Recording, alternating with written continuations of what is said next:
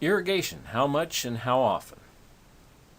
I can't even think of the number of times somebody's asked me that. How much and how often? So I thought I would have a little fun and do some role playing with you here so that we can get at the answer. Hey there, young fella. I want to irrigate my lawn. Can you tell me how much water I want to apply? And how often do I have to use that contraption? Well, can I just start out by telling you that irrigation is an art and a science? And that we use the science to get started, but there's definitely an art component to it as well. And that it really takes both to manage a good irrigation system. So you're saying you don't know? Well, that's not exactly true.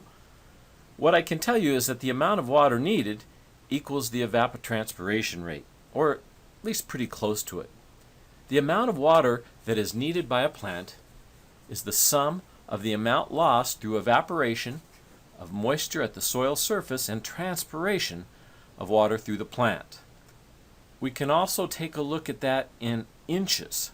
Now, these values can be had from different sites on the internet. A lot of times we use the AZ meteorological site, but this one's a tabled value. And in the desert Southwest, we typically use the hot and dry rate, which is going to be pretty close to the type of range that we're going to find in the southern part of the state. Somewhere between 0.3 and 0.4 inches of water lost on a daily basis. So you don't know? No. There's some more information that we need to have. First of all, crop coefficient. And the crop coefficient is different. We also have a landscape coefficient, but we're going to work with a crop coefficient. Different plants have specific watering requirements, and the crop coefficient allows for the expression of this variation in the moisture needs of different plants. So a mature tree, for instance, would have a crop coefficient of about 0.8, where turf, or in your case, you're asking about a warm season turf that you might want to plant, would be somewhere between 0.5 and 0.7. So I don't know how much water and how often. Well, there's a couple more things we need to talk about. First of all, the type of soil that you have is going to determine the available water holding capacity. It's best to irrigate as infrequently as possible because the high evaporation rate at the surface of the soil, the deeper, less frequent watering gets more water to the root zone. So we want to have as few irrigations as possible, but we want them to go as deep as possible into the root zone. We don't want to do any damage, though, by stressing our plants and getting them below what we call the permanent wilting point. So if you're going to manage your grass, you need to schedule your irrigation runtime before all of the available water in the soil is depleted. And that is called the management allowable depletion. So a lot of times we'll want to run the MAD at about 50% of the available water. Yeah, I'm starting to understand about getting mad. It's like trying to get a simple answer from you. Now, we've already said that the MAD stands for management allowable depletion. And remember, it can vary based on the soil, compaction, root depth, stress tolerance of the plant. So most of the time, we're just going to use 50% of the available water holding capacity. That'll make it a lot easier for us to calculate. And the available water holding capacity of the soils that we use quite often for sandy is between 1/2 and 1 inch. For loamy soils, it's going to be between 1 and 1 3/4. And for clay soils, 1 3/4 to 2.5. So we're going to use a MAD of 50% of the available water holding capacity per foot. So what we want to do is we want to help you calculate the irrigation runtime. And we need a few variables that we're going to fill in for that. One thing is, we've already talked about the soil that's going to hold the water. And if the soil is going to hold the water, we're only concerned about that part that's going to be in the root zone. And so the RZ is the effective depth of the root zone in feet. The ET, or evapotranspiration or evaporation rate, is the evaporation of the soil water plus the transpiration of the water through the plant. And so we're going to need to have that, and we already mentioned what that is and how we can get that. The KC, crop coefficient, we've just mentioned, and the available water holding capacity, and that's going to be expressed in inches per foot.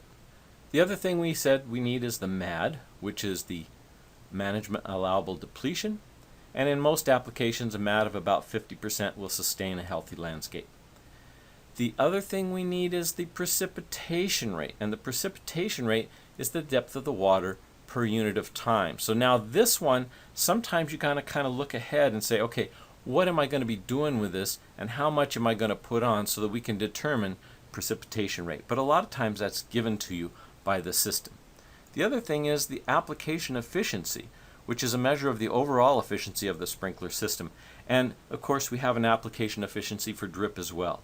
But with sprinkler systems, depending upon whether we've got a bit of a slope, how well we installed the system, how well we run it, and how much wind, different kinds of things are going to affect our application efficiency, we'll select something between 60 and 80%. So let's take a look at the frequency, or set days to water. That's going to be calculated by the available water times the root zone times the MAD divided by the ET times the KC. And I have an example, so don't leave me. I have an example to work through that real quick. The runtime, or station runtime, is calculated by using RT of 60 times the F, which is what we just calculated, the frequency, times the evapotranspiration times the crop coefficient divided by the PR that we just talked about, and the irrigation efficiency. The precipitation rate for our problem that we're working on later in the example here is going to be 1.7. We can get that from the Rainbird manual that lists the specifications for the sprinklers, or we can calculate it. If we multiply our area, which is going to be a 30 by 40, we come up with 1,200 square feet. And we're going to be applying 22.2 gallons per minute. We got that from looking at the individual sprinklers and figuring out how much we're going to be applying. And if you do the math, then it's going to be the PR is the gallons per minute times 96.25 divided by the area, and it comes out to about 1.78, which is very close to the table values that we can get right from the sprinkler manual. So a zone in your system that's going to be irrigating that warm season turf in a sandy loam is going to get a precipitation rate of about 1.7 inches per hour. So now that we have that information, we know that it's in Yuma, Arizona, and the daily moisture loss we're going to have is 0.37. We could have gotten that from ASMAT, or we could have taken it from the table of values. The system efficiency for sprinklers is, of course, a little bit lower than for drip, and so we're going to use a 70% efficiency. So if we plug that into the formula, we have the available water holding capacity at about 1 inch per foot. The root zone of this particular grass is going to be pretty close to a foot, and we're going to be running a MAD of 50% like we're going to do for most things, and we're dividing that by the evapotranspiration and the crop coefficient. So that comes out to an irrigation frequency of about every 2 days. And since we've got all the numbers now, we do the math and we come out to a sprinkler irrigation scheduling of 12 minutes of run time. And that's what the RT stands for, runtime. And we're going to do 12 minutes for every other day. In continuing on with that question, how much and how often, we're going to go ahead and work through a real quick example of a typical yard that might have an area of grass, have some palm trees, a couple of citrus trees, and have a hedge that we want to irrigate. So we're going to go through this example. This has a scale on it. It's going to be a very simple drawing, a very simple map, but it'll give us an idea of how to calculate our water. So this grassed area here is a 30 by 40. So what we want to do is we want to either calculate how many gallons per minute and how many sprinkler heads we're going to need, or else we can go online and use a tool to do that. So first thing I'm going to do is I'm going to figure out how much water we need for our runtime. Okay, now let's go to the online irrigation calculators, and let's go ahead and pull up the point source emitter calculator, and this will be handy as we get into our drip irrigation. The diameter of the tree is the first thing we want to calculate, because that's going to be equivalent to the amount of area that's going to be evaporating moisture. So we want to put in the diameter of our trees, and those orange trees that we had, we didn't have a diameter for them, but I'm going to say that they were somewhere around 15 feet. The type of environment, well, we know humus is going to be hot. Plant factor, we can use low, medium, or high. Since these are citrus trees, I'm going to use a higher plant factor, a water use factor. I want them to produce good fruit, and I don't want them to stress. The system efficiency is, in this particular case, it's going to be drip. It'll be higher. This thing calculates it for spray, or actually will give us gallons, but I'm just going to put in about 80%, I think, for now. And your preferred runtime per day, I don't have a preference really, but I'm going to say longer is better, so let's go ahead and shoot for about an hour. All right, this is kind of nice because it tells me that if I irrigate for an hour, I'm going to put 45 gallons per day on. So that's 45 gallons per day per tree. And it also gives us recommendations for the different kinds of emitters that we can use. But for now, I'm just going to remember that the orange trees are going to get 45 gallons per day. And that will allow us to size our irrigation pipes. Notice the different kinds of emitters that they have here. You see how it has 91 emitters per plant? Things like that are just not even useful. I mean, you don't want to consider anything like that. We never want to have just one emitter for plant or for a tree in particular. So we would go with somewhere between 4 and probably 8. But never want to drop down to just a couple, because if you lost a couple of emitters, then you'd be in big trouble. So that gives us our gallonage per day for the orange trees. Now let's go back and see if it's going to be any different. I want to do the same thing with the palm trees, and the diameter of the palm trees, those are small ones that we have in our yard, and I'm going to say that they're about 6 feet in diameter. They're also hot. The plant use on these, since these are dates, I'm going to put them down as a medium plant water use, and the system efficiency again is going to be 80, and I think I'll leave those on an hour as well. And you can see that now we're talking about somewhere as far as 4 gallons per day. Okay, 4 gallons per day. Big difference when we drop from a high water use to a low water use. And of course, this is the part where the art comes in, and you're going to have to adjust that based on the results that you get. And the easiest way to do that is to determine, after you've done your irrigation schedule, is to do the probe test. And what we want to do is we want to irrigate, and then we want to probe the soil, and we want to find out if our water is getting down to the bottom of the root zone. And that's how we're going to ultimately adjust our irrigation duration and the number of days. And now we want to do the oleanders. We can use the same program to help us calculate the oleanders, because I think ultimately our oleanders will definitely want to be on the drip system. So the diameter of the plant canopy, each individual oleander right now is about somewhere in the neighborhood of about 3 feet.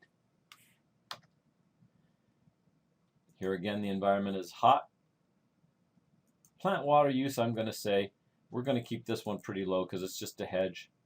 And the estimated efficiency, since I ultimately am going to put this on drip, I think we can probably get close to 90%. And the runtime per day, I'm going to put this one at 45 minutes just to see what it comes up with.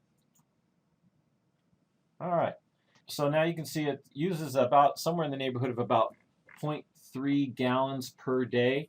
I think I'm going to go back and I think that's probably enough, but what I would probably do in this situation is I probably wouldn't run those every day. I'd run them every couple of days, but I would definitely put more than one emitter per plant. I would probably put about 2 emitters per plant on a row like this, or I might even consider drip tape that has evenly spaced holes all the way along, depending upon the spacing of my oleanders.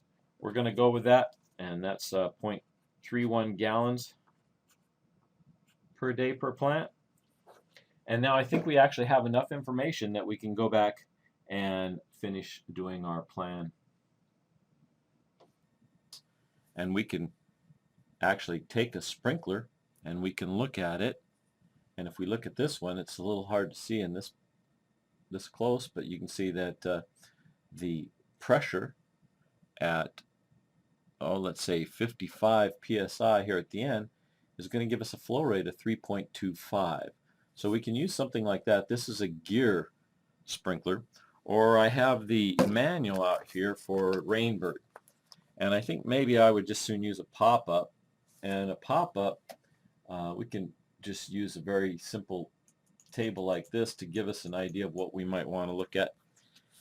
And this has the different requirements for full circle, for half circle, and a quarter circle. And if we're going to just do a nice easy rectangle, we're going to need just exactly that: full circle, half circle, and we will need the quarter circle.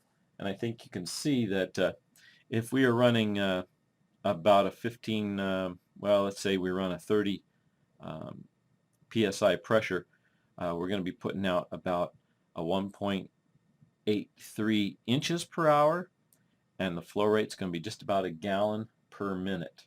All right, the half is going to be about 1.85 gallons per minute, or the precipitation per hour is 1.83. Don't forget, you can't just use this precipitation per hour inch in our formula that we calculated, because we are going to space our sprinklers for head-to-head coverage. And finally, this is the big use here. When we have these, we have the full circles. If we're going to go with about a 15-foot radius, we're looking at 30 psi and using about 3.7 gallons per minute. So that's what I'm going to calculate for our yard. Okay, we're going to try and figure out our sprinklers if we can. Here's our grassed area, and this grassed area is going to be 30 feet by 40 feet. And since it divides by 15 real nice, and I can find sprinkler heads that'll do 15 feet, I'm going to go ahead and put in kind of a grid here to help me lay out my sprinklers.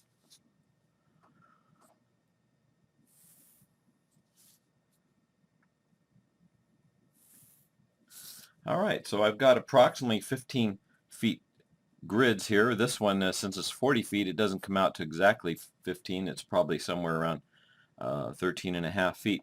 But now we can go ahead and we can go back to our table, and we can look at our values that we had for these, and we can see the pressure and the precipitation rate that we talked about earlier, and the flows. So we're going to have choices of using the full diameter 15-foot radius. We can also use the half, and I'm going to bring it up here so you can hopefully see it, the half, and we have the quarter down here. So I'm going to use those three combination there. All right, so I'm going to start by just putting in one of those quarter units in each of these corners, and each of those is going to use 1 gallon. I believe it's 1 gallon per minute. So we've got 1, 1, 1, and 1 for the half circles. Each of those is rated for 1.8 gallon.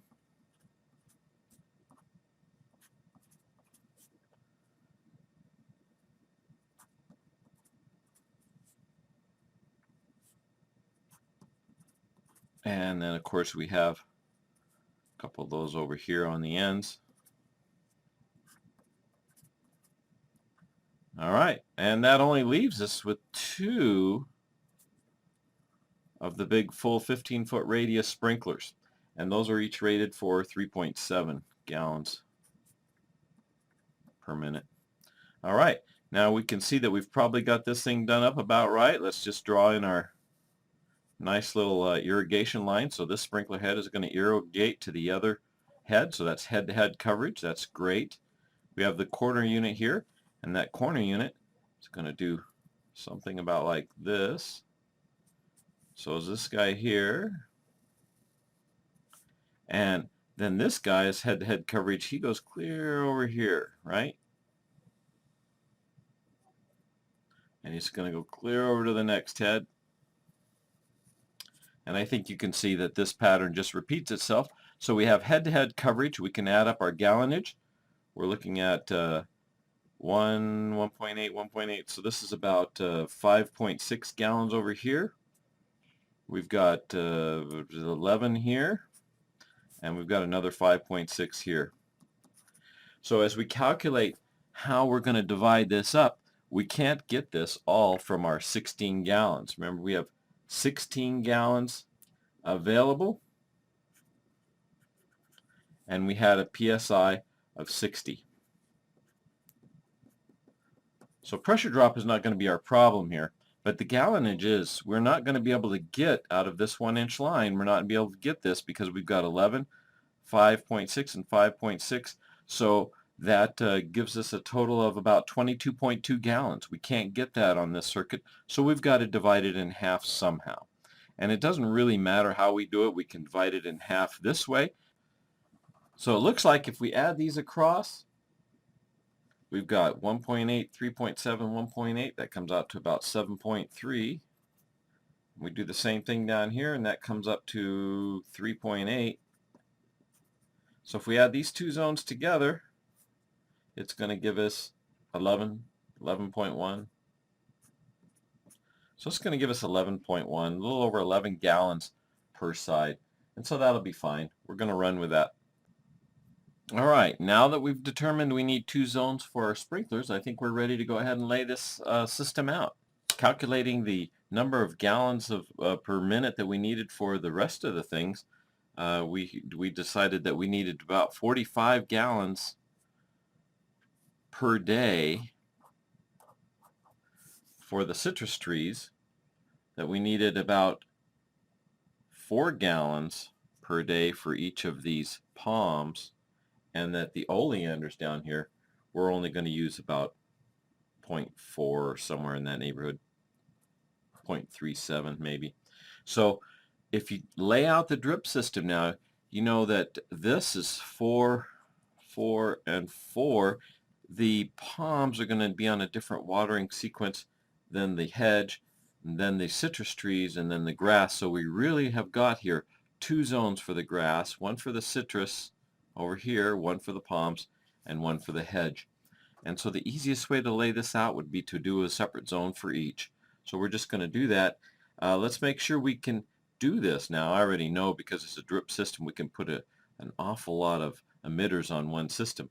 But we've got 0.4 gallons per day times the number of individual trees in the hedge, and that comes out to, I think, 4.7.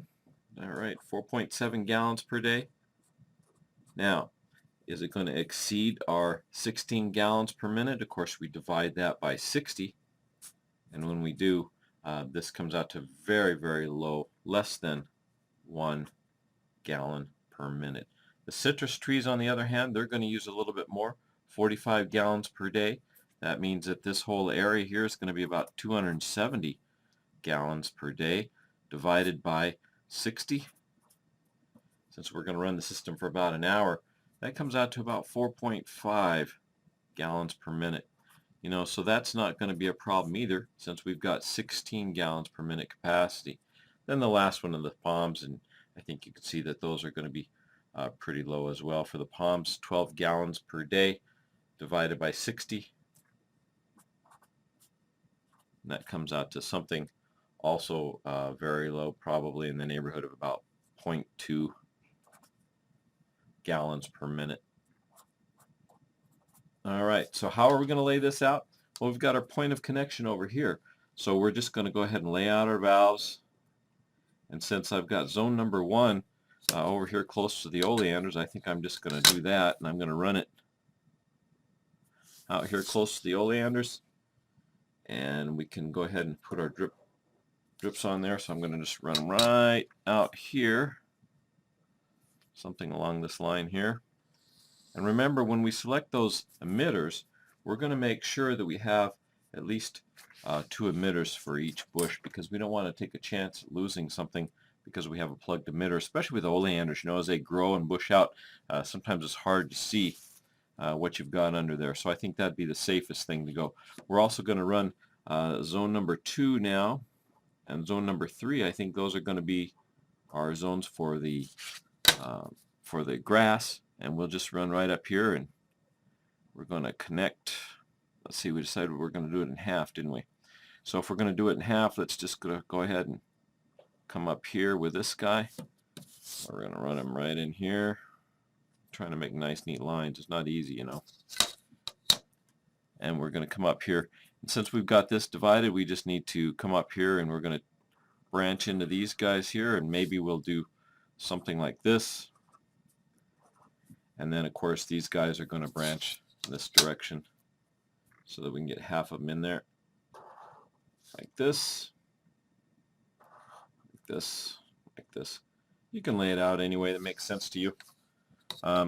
We've got the next line coming out here, and that's going to be coming out here like this. We're going to go over here to this guy and something around in here, and he's going to come in here, and we're going to branch in, and I'll go ahead and do it similar to the other one that I did, and we'll just come in here like this, and he's going to branch in here, here, and here, and then we're going to run our lines like this. Very simple system, very easy to plumb. Alright, that's zone number 3. We need zone number 4 now. Looks like zone number 4 is going to come over here to the orange trees, and I think, what the heck, I'm just going to take a shortcut since I don't have my grass planted yet. Now, when we do this on a plan, it's kind of nice if you let the person know that you're not actually connecting to those pipes by making some kind of little bump up like this. You could use a different color if you like. And that'll get us out here to our orange trees. And then from there, I'm going to just do a connection like this.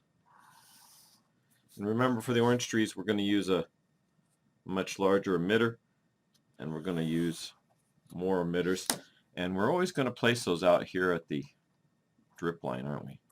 So the area where the water would drip off the trees is where we want to put those emitters, and that's going to encourage root growth, and it's going to make sure that we have nice healthy plants. So we're going to have at a minimum about 4 emitters per tree here. I'm going to put them out there at the edges. So that leaves us only one more zone, and that's going to be zone number 5. Zone number 5 is going to go right over here to the palm trees. I'm going to, what the heck, I'm just going to run them out here a bit from the foundation of the house. If you ever tried to dig up next to the foundation, it's always a little problematic, so we're going to just bring them out here like this. And we're going to run our circuit over here. Now, this could be done with PVC.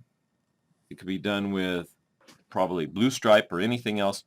Depends on what your personal preference is.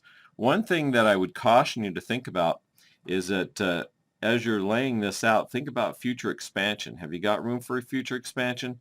Are you possibly going to add more grass, more trees? Because if you are, now's the time to do it. I can tell you, for instance, if this was a bigger piece of property, I might want to actually add something over here on this end, and if I was, it would probably be a good idea just to go ahead and put in an extra valve and run another pipe out here for future expansion. So for instance, maybe I want to put an oleander hedge along this side at some point in time to give me some kind of windbreak or something like that. If I did, I'd go ahead and I'd add another valve here, and I'd run my pipe while I'm doing this.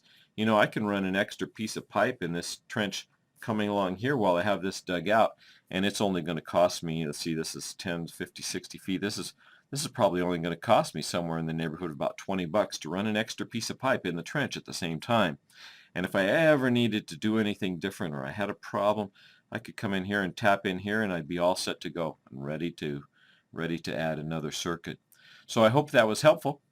The individual emitters we're going to talk more about in the next week, but this will give you a good idea on your the flow rates.